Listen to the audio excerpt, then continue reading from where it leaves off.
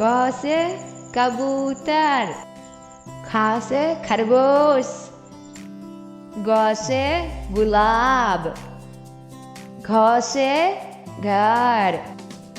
अंग से खाली, च से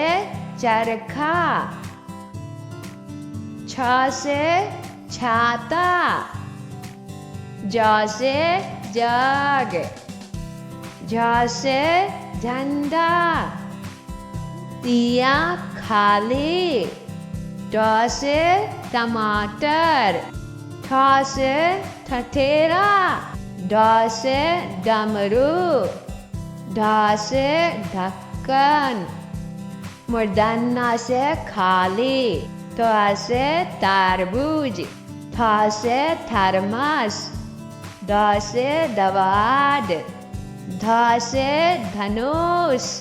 न से नल, प से पतंग, फ से फल, ब से बकरी,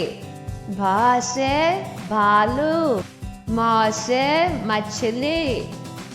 य से यज्ञ, र से रथ, ल से लट्टू, व से वक, स से सलगम, स से षटकोण, स से सपेरा, ह से हाथी, अक्ष से क्षत्रिय, त्र से त्रिशूल, ज्ञ से ज्ञानी, अ से अनार, आ से आम, बड़ी ई से इमली, छोटी ई से ईख, बड़ा ऊ से उल्लू, छोटा ऊ से ऊन, री से ऋषि, ते से एड़ी,